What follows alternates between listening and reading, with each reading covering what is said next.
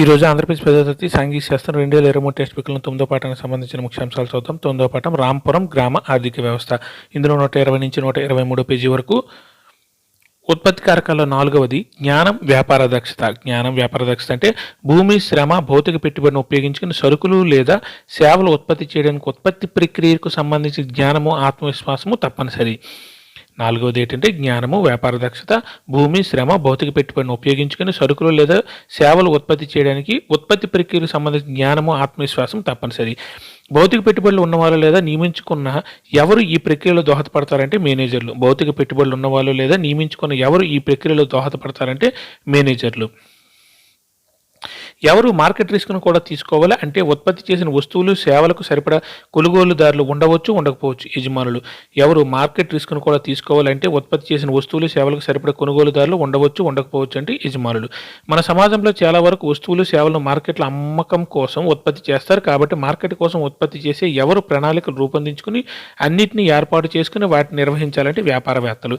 మన సమాజంలో చాలా వరకు వస్తువులు, సేవలను మార్కెట్లో అమ్మకం కోసం ఉత్పత్తి చేస్తారు. కాబట్టి మార్కెట్ కోసం ఉత్పత్తి చేసే ఎవరు ప్రణాళికలు రూపొందించుకుని అన్నింటినీ ఏర్పాటు చేసుకుని వాటిని నిర్వహించాలంటే వ్యాపారవేత్తలు. ఈ వ్యాపారవేత్తలు ఎవరు కావచ్చు అంటే రైతులు, దుకాణదారులు, చిన్న స్థాయి ఉత్పత్తిదారులు, డాక్టర్లు, రాయళ్ళు వంటి సేవలు అందించేవాళ్ళు లేదా పెద్ద కంపెనీలు. వాళ్ళ వస్తువులను, సేవలను ప్రజలు కొంటారు, వాళ్ళు లాభాలు పొందవచ్చు లేదా నష్టపోవచ్చు. వీళ్ళు ఎవరంటే రైతులు, దుకాణదారులు, చిన్న స్థాయి ఉత్పత్తిదారులు, డాక్టర్లు, రాయళ్ళు వంటి సేవలు అందించేవాళ్ళు లేదా పెద్ద కంపెనీలు. వాళ్ళ వస్తువులను, సేవలను ప్రజలు కొంటారు, వాళ్ళు లాభాలు పొందవచ్చు లేదా నష్టపోవచ్చు. భూమి, శ్రమ, భౌతిక పెట్టుబడులను కలుపుకొని వ్యక్తులు లేదా వ్యాపారవేత్తలు ఉత్పత్తి చేస్తారు. వీటిని ఏమని అంటారంటే ఉత్పత్తి కారకాలు అంటారు. భూమి, శ్రమ, భౌతిక పెట్టుబడులను కలుపుకొని వ్యక్తులు లేదా వ్యాపారవేత్తలు ఉత్పత్తి చేస్తారు. వీటిని ఏమంటారంటే ఉత్పత్తి కారకాలు అంటారు. వీటిని భూమి, శ్రమ, భౌతిక పెట్టుబడులు, వ్యాపారవేత్తలని. వ్యవసాయానికి అవసరమైన శ్రమ. భూమి తర్వాత ఉత్పత్తికి అవసరమైన అంశాలు ఏది ఒకటంటే శ్రమ. భూమి తర్వాత ఉత్పత్తికి అవసరమైన అంశాలు ఏది ఒకటంటే శ్రమ. వ్యవసాయానికి ఎంతో శారీరక శ్రమ అవసరం అవుతుంది. ఎవరు కుటుంబ సభ్యులతో కలిసి దాదాపుగా తమకు అవసరమైన పనులు తాము చేసుకుంటారంటే చిన్న రైతులు. వ్యవసాయానికి ఎంతో శారీరక శ్రమ అవసరం అవుతుంది. ఎవరు కుటుంబ సభ్యులతో కలిసి దాదాపుగా తమకు అవసరమైన పనులు తాము చేసుకుంటారంటే చిన్న రైతులు. మధ్యతరగతి రైతులు, పెద్ద రైతులు తమ పొలాల్లో పనిచేయడానికి ఎవరు నియమించుకుంటారంటే వ్యవసాయ కూలీలను. మధ్యతరగతి రైతులు, పెద్ద రైతులు తమ పొలాల్లో పనిచేయడానికి ఎవరు నియమించుకుంటారంటే వ్యవసాయ కూలీలను నియమించుకుంటారు. భూమి లేని కుటుంబాల నుంచి లేదా చిన్న రైతుల కుటుంబాల నుంచి ఎవరు వస్తారంటే వ్యవసాయ కార్మికులు. భూమి లేని కుటుంబాల నుంచి లేదా చిన్న రైతు కుటుంబాల నుంచి ఎవరు వస్తారంటే వ్యవసాయ కార్మికులు. తమ పొలాల్లో పనిచేసే రైతులు మాదిరి కాకుండా ఎవరికి భూమిలో పండించే పంటలపై ఎటువంటి హక్కు ఉండదంటే వ్యవసాయ కూలీలకు. తమ సొంత పొలాల్లో పనిచేసే రైతుల మాదిరి కాకుండా ఎవరికి భూమిలో పండించే పంటలపై ఎటువంటి హక్కు ఉండదంటే వ్యవసాయ కూలీలకు. దానికి బదులుగా వాళ్ళు చేసిన పనికి రైతు ఏం చెల్లిస్తాడంటే కూలీ. దానికి బదులుగా వాళ్ళు చేసిన పనికి రైతు ఏం చెల్లిస్తాడంటే కూలీ చెల్లిస్తాడు. ఆ పని చేయడానికి వీళ్ళను నియమించుకుంటారు. ఏ రూపంలో కూలీ ఉండవచ్చు, డబ్బు రూపేనే కానీ, పంట లేదా వస్తువు రూపేనే కానీ, లేదా పంట రూపేనే కానీ కూలీ ఉండవచ్చు. ఆ పని చేయడానికి వీళ్ళకు నియమించుకుంటారు. ఏ రూపంలో కూలీ ఉండవచ్చు అంటే డబ్బు రూపేనే కానీ, వస్తువు లేదా పంట రూపేనే కానీ ఉండవచ్చు. కొన్ని సమయాల్లో కూలీలకు అన్నం కూడా పెడతారు. ప్రాంతాన్ని బట్టి, పంటను బట్టి, పనిని బట్టి. ఉదాహరణకు విత్తనం, పట్ట దేనిలో చాలా తేడా ఉందంటే కూలీ రేట్లలో తేడా ఉంది. కొన్ని సమయాల్లో కూలీలకు అన్నం కూడా పెడతారు. ప్రాంతాన్ని బట్టి, పంటను బట్టి, పనిని బట్టి. ఉదాహరణకు విత్తనం, పంట కూడా దేనిలో చాలా తేడా ఉందంటే కూలీ రేట్లు.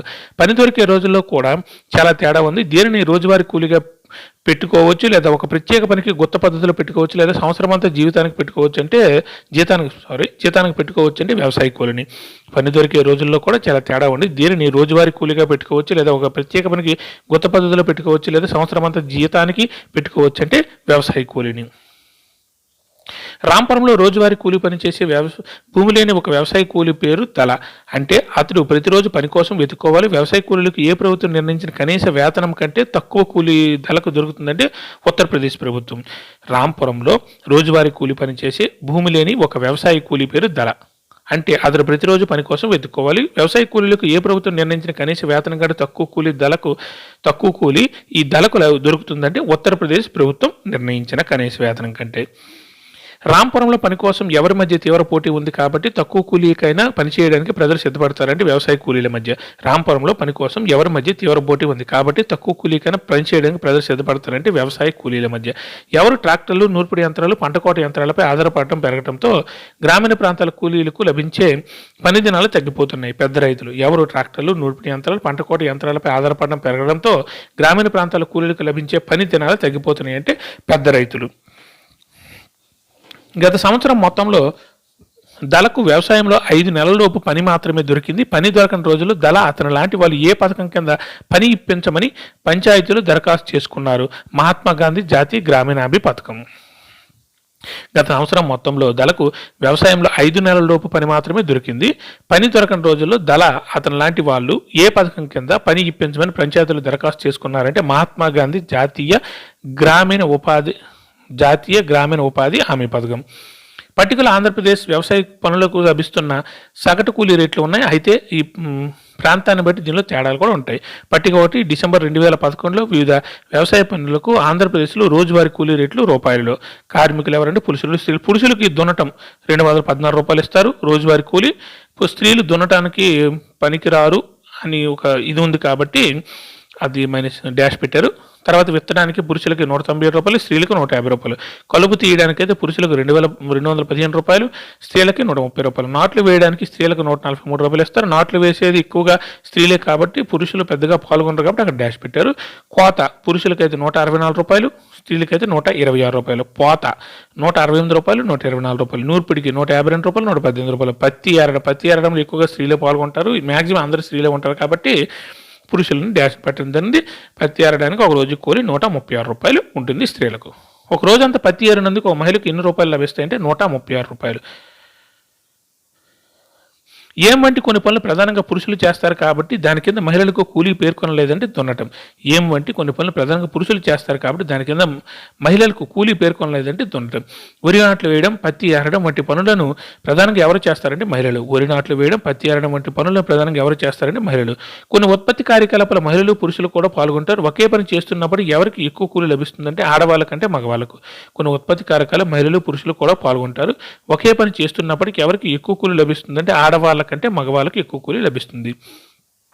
రాష్ట్రంలోని యజమానులందరూ ప్రభుత్వ ప్రైవేటు చెల్లించవలసిన కనీస కూలీ రేటు ఏది నిర్ణయిస్తుందంటే రాష్ట్ర ప్రభుత్వం. రాష్ట్రంలోని యజమానులందరూ చెల్లించవలసిన కనీస కూలీ రేట్లను ఏది ప్రకటిస్తుందంటే రాష్ట్ర ప్రభుత్వం. తర్వాత పెట్టుబడి, భౌతిక పెట్టుబడి, నిర్వహణ పెట్టుబడిని ఏర్పాటు చేసుకోవడం ఎలా.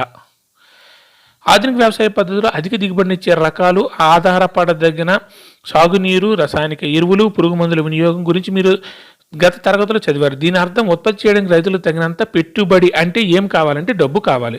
దీని అర్థం ఉత్పత్తి చేయడానికి రైతులకు తగినంత పెట్టుబడి అంటే ఏం కావాలంటే డబ్బు కావాలి. అంటే సాగునీటికి, రసాయనిక ఎరువులకు, పురుగు మందులు వీటన్నిటికి. రైతులు వ్యవసాయానికి అవసరమైన భౌతిక పెట్టుబడి, నిర్వహణ పెట్టుబడిని ఎలా సమకూర్చుకుంటారో చూద్దాం. భౌతిక పెట్టుబడి, నిర్వహణ పెట్టుబడి. ఏ పెట్టుబడి కోసం చాలామంది చిన్న రైతులు అప్పు చేయాల్సి ఉంటుందంటే నిర్వహణ పెట్టుబడి. ఏ పెట్టుబడి కోసం చాలామంది చిన్న రైతులు అప్పు చేయాల్సి ఉంటుందని నిర్వహణ పెట్టుబడి. వాళ్ళు ఎవరి దగ్గర అప్పు తీసుకుంటారంటే పెద్ద రైతుల నుంచి కానీ, వడ్డీ వ్యాపారాల నుంచి కానీ, సాగుకు అవసరమై వివిధ ఉత్పాదకాలను సరఫరా చేసే వ్యాపారస్తుల నుంచి కానీ తీసుకుంటారు. వాళ్ళు అంటే చిన్న రైతులు ఎవరి దగ్గర నుంచి అప్పు తీసుకుంటారంటే పెద్ద రైతుల నుంచి కానీ, వడ్డీ వ్యాపారస్తుల నుంచి కానీ, సాగుకు అవసరమైన వివిధ ఉత్పాదకాలను సరఫరా చేసే వ్యాపారస్తుల నుంచి కానీ తీసుకుంటారు. ఇటువంటి అప్పుల మీద వడ్డీ చాలా ఎక్కువగా ఉంటుంది. ఈ అప్పులు తిరిగి చెల్లించడం వాళ్ళకు చాలా భారంగా ఉంటుంది. ఇటువంటి అప్పుల మీద వడ్డీ చాలా ఎక్కువగా ఉంటుంది. ఈ అప్పులు తిరిగి చెల్లించడం వాళ్ళకు చాలా భారంగా ఉంటుంది. సవిత ఒక చిన్న రైతు తనకున్న ఎంత భూమిలో ఆమె గోధుమ పండించాలని అనుకుంటుందంటే 1 హెక్టారు భూమిలో. సవిత ఒక చిన్న రైతు తనకున్న ఎంత భూమిలో ఆమె గోధుమ పండించాలని అనుకుంటుందంటే 1 హెక్టారు. విత్తనాలు, రసాయనిక ఎరువులు, పురుగుల మందులకే కాక నీళ్లు కొనడానికి వ్యవసాయ పరికరాల మరమ్మతుకు కూడా డబ్బులు కావాలి. నిర్వహణ పెట్టుబడి కింద కనీసం ఎంత రూపాయలు అవసరమని ఆమె అంచనంటే 6,000 రూపాయలు.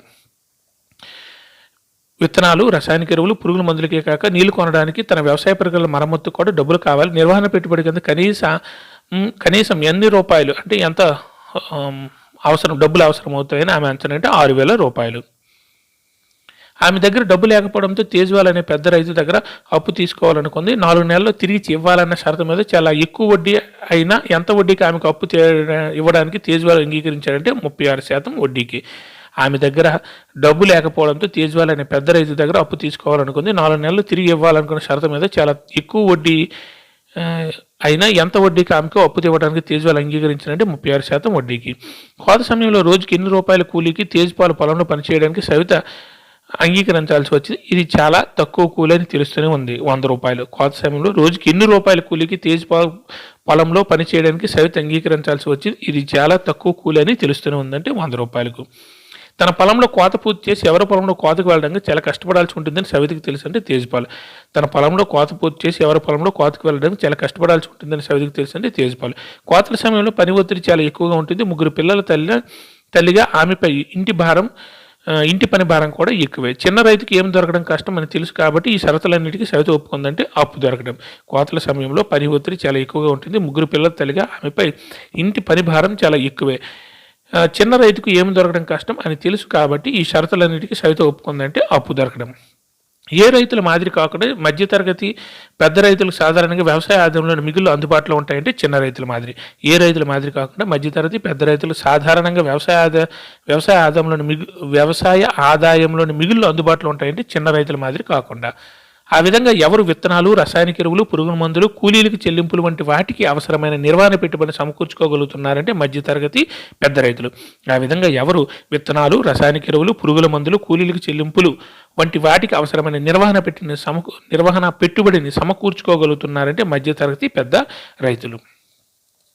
ఈ రైతులకు సొంత మిగులు ఎలా ఏర్పడుతున్నాయి? దీనికి సమాధానం తర్వాత భాగంలో తెలుస్తుంది.